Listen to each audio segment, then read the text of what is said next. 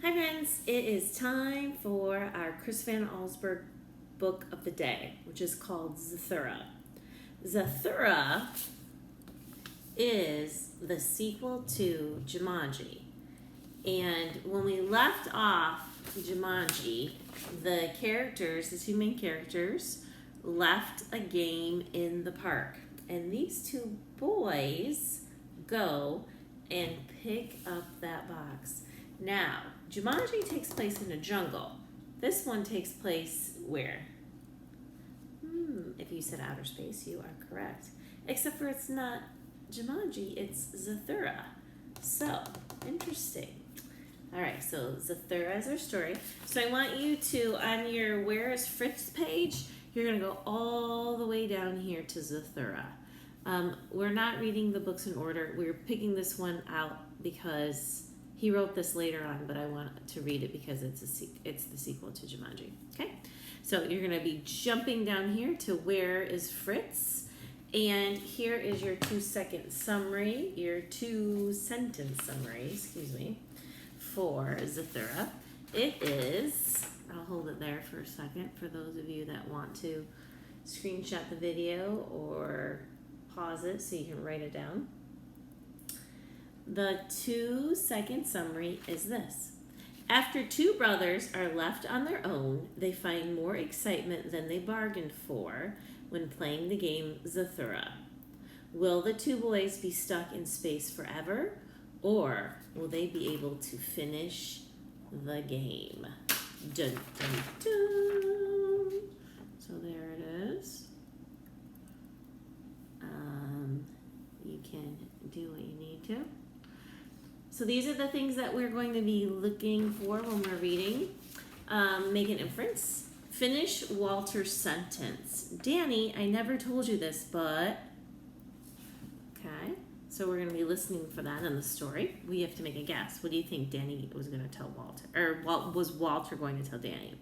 Make a prediction. After Walter rolls and starts disappearing into the black hole, what do you think will happen next? How do you know? Give clues from the text that support your answer. Okay, so we're listening for a black hole part, and we're listening for a part where Walter's gonna tell Danny something. Here, there's more questions here on the back. How does Danny feel about Walter? Why? So inference, we're making inferences. Remember, if your inferences are good and you have evidence to back it up, that's all you need. How do Walter's feelings for Danny change? Why? Okay. And how do you think Walter will treat Danny going forward? Why? Okay. So Danny is the younger brother. Walter is the big brother. Okay. How does Danny feel about Walter? Why? How do Walter's feelings for Danny change and why? How do you think Walter will treat Danny going forward? Okay. All right, here we go. Zathura. All right.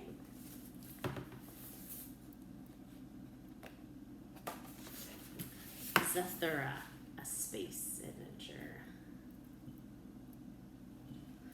Here we go.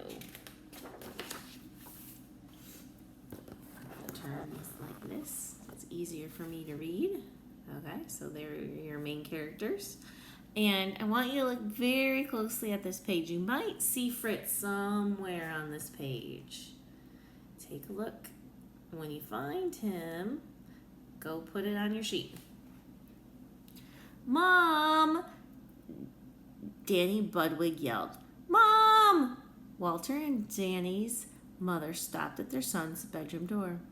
Walter, she said, get off your brother. Honestly, if you don't stop pulling on his nose like that, it'll end up looking like an elephant's trunk. Oh yeah, said Walter. Then he'll need the ears to match. He let go of Danny's nose and grabbed his ears. Enough! Mrs. Budwig shouted. Danny started it. Look what he did, Walter yelled, picking up his walkie-talkie. The antenna was dangling by a wire. See, he breaks everything. I'm sure he didn't mean to, Mrs. Budwig said. Wasn't an accident, Danny mumbled. From downstairs, Mr. Budwing called to his wife. We're going to be late. Mrs. Budwing gave her sons a kiss goodbye. I set some dinner out in the kitchen. Dad and I shouldn't be too late. Can't you take them with you? Walter whined.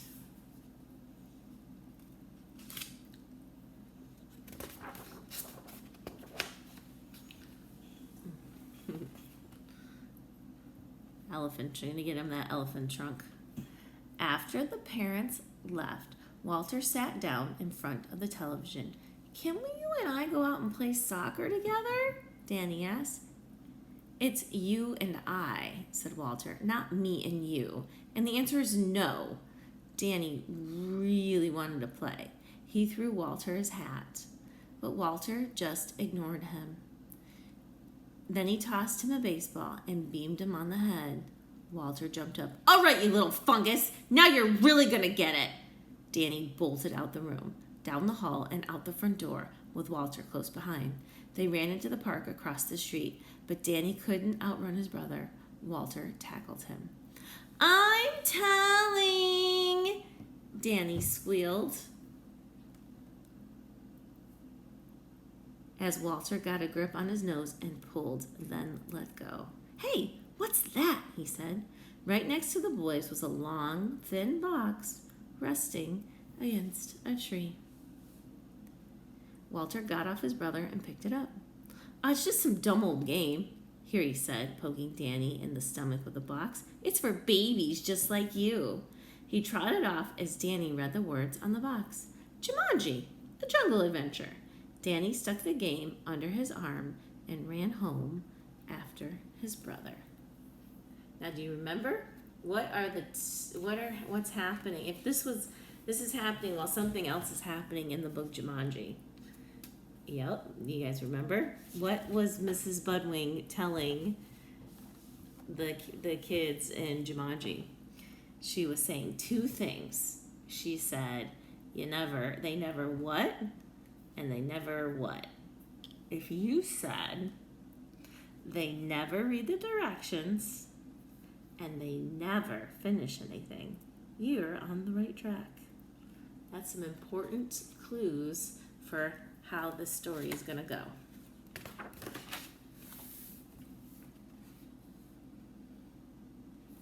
So somebody's playing here, someone's watching television.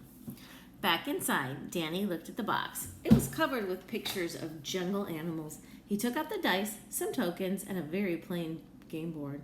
Walter was right. It was a babyish game and probably boring too. Danny started to put it away, but discovered, jammed tightly into the bottom of the box, another board. He banged the box on the floor and out it popped. This board was more interesting. It showed flying saucers, rockets, planets in outer space with a path of colored squares leading from Earth to a purple planet called Zathura and back to Earth. Danny put a token on Earth, then rolled the dice. Dun, dun, dun. Not good, is it, friends? Did he read the directions? Nope. After he moved along the path, something surprising happened. A buzzing sound came from the board, and with a click, a small green card popped out of the edge right in front of him. He picked it up and read, Meteor showers. Take evasive action. Hey, Walter, Danny started to say. What does when he was interrupted by a noisy rat-a-tat-tat sound coming from the roof. Oh my. Walter looked up from the television. Holy smoke, he said. Must be a hailstorm. It's not hail, shouted Danny, holding up the card. It's meteors. The noise grew louder, like 1,000 golf balls bouncing off the roof. The room got so dark, Walter turned on the lights. Then kaboom! A rock the size of a refrigerator fell through the ceiling and crushed the television. See? Danny said. I told you. Meteors. Walter stared at the hole in the ceiling. Okay, he agreed. Meteors. But how did it get dark so fast? Through the hole, he could see what was left of his parents' bedroom. And beyond that, a black star-filled sky. It looks like night up there. It's not night, said Danny. It's outer space. What are you talking about? Geez, outer space, Walter muttered as he went to the front door. We just lost track of time. It's night, that's all. He threw open the door and almost took a step outside before he realized there was no outside there anymore. At least, not in the way he expected.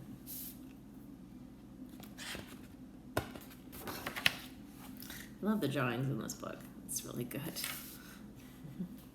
See, said Danny, outer space. He led Walter back to the living room and showed him the Zathura game board and the card. Walter sat with his head in his hands, gazing at the path of colored squares that wound around the board and ended back at Earth. Looks like, said Danny, we keep playing or we're up here forever? Great, said Walter.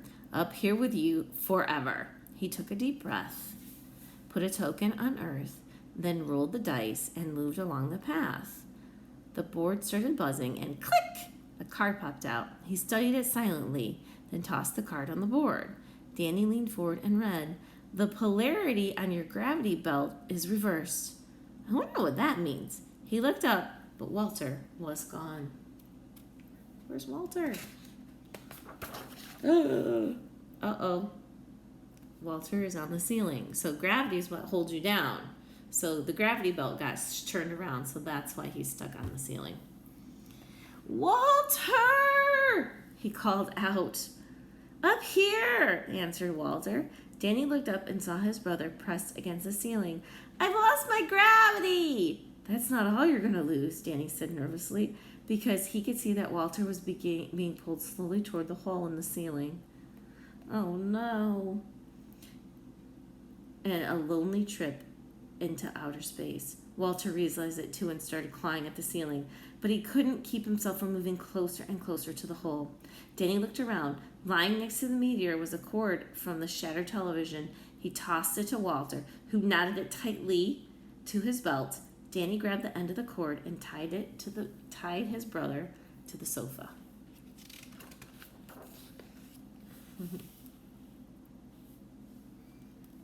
Danny rolled the dice and moved his token along the path. Click! Out popped another card. Your gyroscope is malfunctioning. Suddenly, the house tilted. Everything in the room slid to one side, and Danny got buried under a mountain of furniture. He slowly dug himself out, clutching the game under a mountain of furniture. Oops, sorry, I read that wrong. He slowly dug himself out, clutching the game, only to find that Walter was floating back toward the hole in the ceiling. Danny tied him to the sofa again and handed up the dice. Walter rolled and got his gravity back, dropping to the floor with a thud. Danny moved his piece and handed him his card. Your robot is defective, Walter said. That's not good. That means your robot isn't working right. From the hallway came the sound of rattling metal and a steady clank, clank, clank. The boys stared at the doorway as a shiny silver robot stepped into view. He was having trouble walking on the tilted floor. His head rotated back and forth and seemed to freeze on Walter. The robot's eyes lit up and he spoke in an odd mechanical voice. Emergency, emergency, alien life form must destroy. His claw-like metal hand snapped open and shut. Must destroy. Uh-oh, Danny whispered. I think he's talking about you. Fortunately, when the robot stepped forward, he missed the door, banged into the wall, and fell to the floor. He got up and did it again, and then again. Better hurry up and roll, said Walter, before he makes it in here. Danny rolled the dice and took his card. You passed too close to Zorus 3. Gravity greatly increased. Oh my goodness. What happens when the gravity gets stronger? It pulls you down more and more and more. The room began to level out, but something strange was happening to Danny. Walter looked at him. Holy smoke, he said. Danny was getting shorter and wider, too. Soon he was about the shape and size of a large beach ball. Walter! he said in a low voice. I feel very heavy. Destroy all alien life forms, the robot repeated from the hall as he picked himself up again. This time he made it through the door and headed for Walter. Danny yelled to his brother, Push me! What? Said Walter. Push me! Danny yelled again. Just push me! Walter bent down and gave his brother a shove. Danny rolled across the room and, like a giant bowling ball, knocked the robot over and flattened his legs. Did I get him? Asked Danny, who couldn't see because he rolled up against the wall and was upside down. Walter pushed him back to the game board. You sure did, he said, patting his brother's head. You were terrific. Okay, so are we starting to notice a change in the way Walter is treating Danny? Right? He just told Danny he was terrific. Walter picked up the dice and rolled. He took his card, and his hand trembled as he read, Zorgon pirate ship launches photon attack. That doesn't sound good either. Here it is.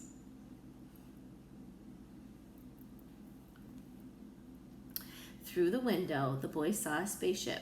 2 points of light shot from the ship and headed directly for the Budwing house. The first one hit the chimney and sent bricks falling into the fireplace. The second hit the upstairs bathroom. Water began dripping down from the hole in the ceiling. Walter handed the dice to Danny, who had a hard time lifting his short, heavy arm. He rolled, and as Walter moved his token for him, he slowly returned to his normal shape. A card popped out. Danny read it silently. This is bad, he said. Zorgon pirate boards your vessel. Uh-oh. The room shook as the spaceship banged against the house. The boys heard footsteps on the floor. Through the opening in the ceiling, they saw someone or something climb through the hole in the roof and enter the room above them. Danny and Walter moved to the hallway. Standing behind the flattened robot, they held each other, too terrified to move. A humming sound came from the robot. A humming sound came from their feet. They looked down and saw the robot's eyes light up. He lifted his head, fixed his eyes on the hole in the ceiling, and spoke. Alien life form must destroy. His claw hands twitched, but he couldn't get up.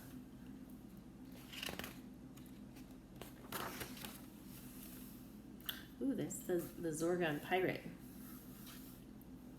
Danny and Walter helped him to his feet. He staggered forward as the pirate's scaly tail and lizard legs swung down from the hole. The robot lifted one of his claws and snapped it sharply around the creature's tail. The Zorgon howled, jerking himself back through the hole with the robot still attached. He thrashed and wailed, banging against the walls overhead. Then, minus one arm, the robot dropped down through the hole. The boys heard the Zorgon scramble across the roof and saw the flash of his rockets as the ship sped away. Yay, robot! It seemed hopeless. The robot's eyes were dark again. They'd been playing almost 3 hours, and their tokens rested a galaxy away from Zathura and twice that far from Earth. We're never gonna make it, said Walter. Sure we are, answered Danny. He handed the dice to his brother. Me and you together, we can do it.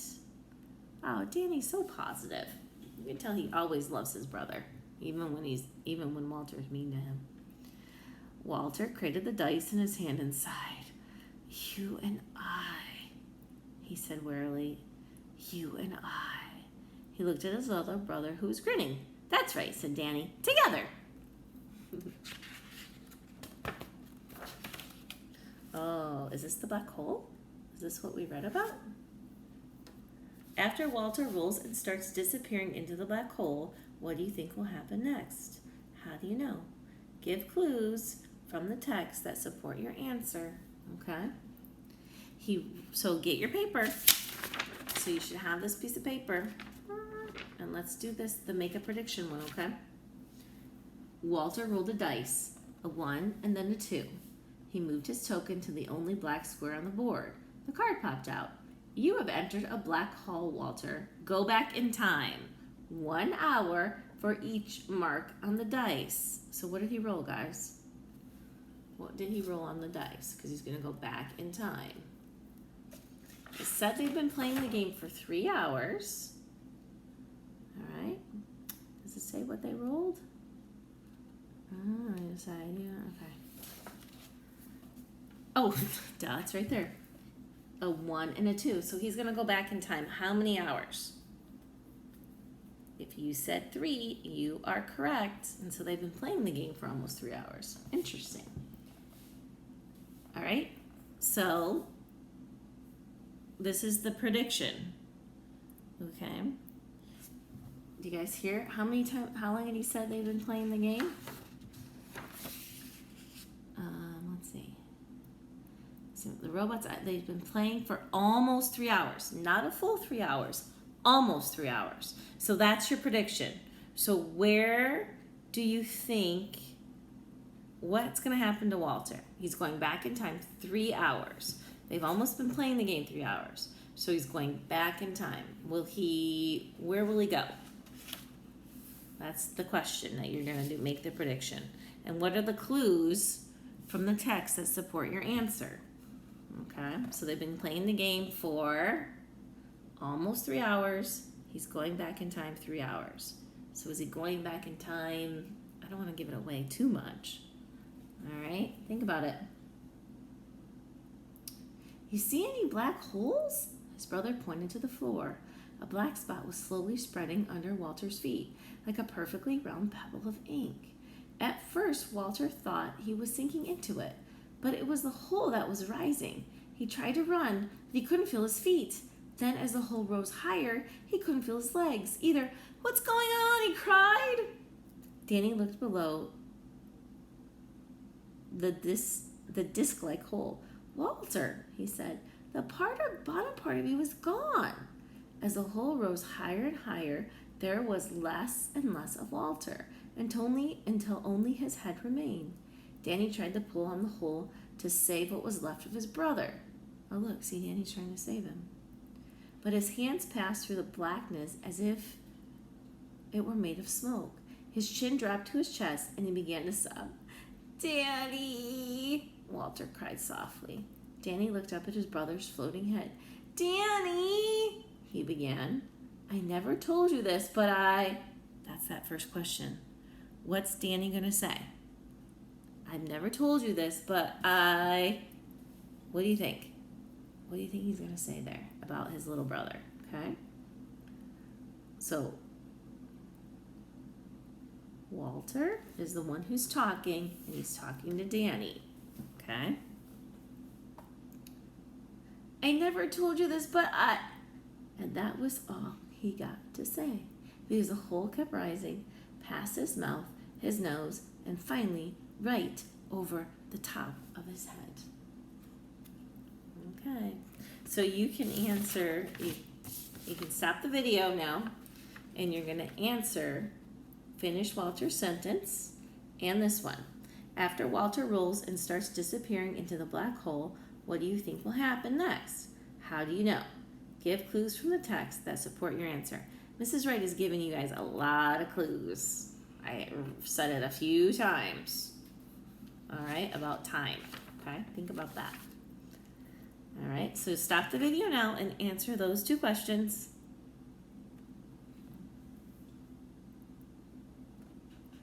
Okay, here we go. Back in time, 3 hours. Where did he go? If you guessed back to the park where they picked up the game, you are correct. Ding, ding, ding, ding. Walter was completely swallowed up, floating in empty darkness. He closed his eyes as he began to spin, plunging head over heels through pitch black space. Then thud! He landed hard on his knees. There was something in his arms, something wiggling around. He opened his eyes and found himself back in the park by his house. He had an arm wrapped tightly around Danny's neck and a hand gripping the boy's nose. "I'm telling," Danny squealed. Walter let go and fell back on the grass. He was dizzy, very dizzy. Danny jumped up and started to run, but stopped. "Hey," he said, "what's that?" He went to a tree and picked up the box resting on the trunk. He held the box out to Walter. "Look," he said, It's some kind of game. Okay, now if you were Walter and you know what's going to happen, what would you say? Oh, look, his feelings have changed for his brother. Walter grabbed it.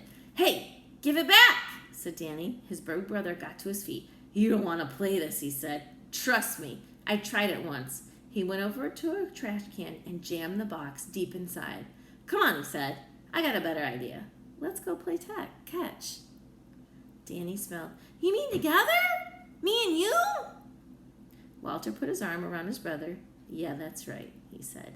Me and you together. Look at that. He didn't correct his brother's English. That was nice. That's a change, isn't it? He didn't correct his English. Now, okay, so how do Walter's feelings for Danny change? How have his feelings changed for his brother? And why? Why would Walter suddenly be nicer to Danny? Okay. That's the end. And the last question is, how do you think, okay, so how do you think Walter will treat Danny going forward? I don't know. I think you guys got some good ideas, though, for figuring that one out. I hope you enjoyed our story, Zathura. Please have this done by our 11:10 meeting. All right, friends. Take care. See you later.